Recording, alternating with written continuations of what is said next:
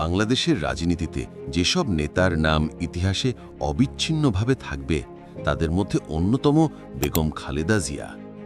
স্বাধীনতার পর বাংলাদেশে তিনিই হয়ে ওঠেন সবচেয়ে প্রভাবশালী রাজনৈতিক ব্যক্তিত্বদের একজন। ১৯৪৫ সালের ১৫ আগস্ট দিনাজপুরে জন্ম নেয়া খালেদা জিয়ার শৈশব কৈশোর কেটেছে শান্ত সাধারণ এক পরিবেশে। তিনি রাজনৈতিক পরিবারে জন্মাননি, কিন্তু জীবনের গতিপথ বদলে যায় যখন তিনি বিয়ে করেন মেজর জিয়াউর রহমানকে, যিনি পরবর্তীতে বাংলাদেশের রাষ্ট্রপতি ও জাতীয়তাবাদী রাজনীতির প্রধান স্থপতি হন। ১৯৮১ সালে জিয়াউর রহমান হত্যাকাণ্ড দেশের রাজনীতিকে নাড়িয়ে দিলে বিএনপি কঠিন সংকটে পড়ে।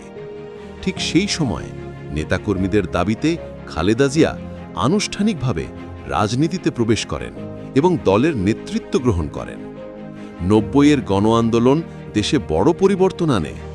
সামরিক শাসনের অবসান হলে জাতীয় নির্বাচনে বিজয়ী হয়ে ১৯৯১ সালে খালেদা জিয়া বাংলাদেশের ইতিহাসে প্রথম নারী প্রধানমন্ত্রী হন। তার নেতৃত্বে সংসদীয় গণতন্ত্র পুনরায় কার্যকর হয়। অবকাঠামো, শিক্ষা ও অর্থনৈতিক খাতে নানা পদক্ষেপ নেওয়া হলেও রাজনৈতিক অস্থিরতা ও বিরোধী দলের সঙ্গে তীব্র সংঘাত সেই সময়টাকেও প্রভাবিত করে।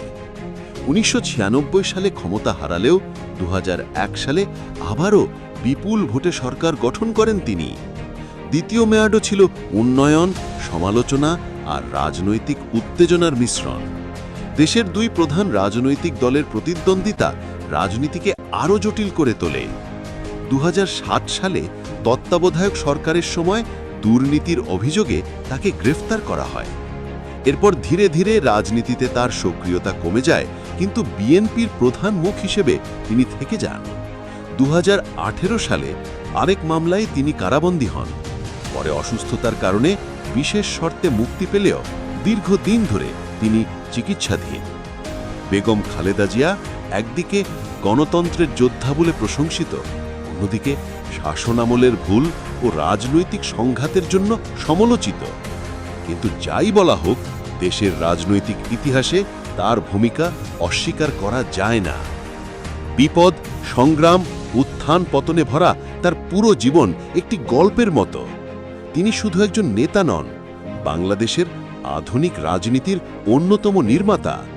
শেষ পর্যন্ত ইতিহাসই তাকে বিচার করবে।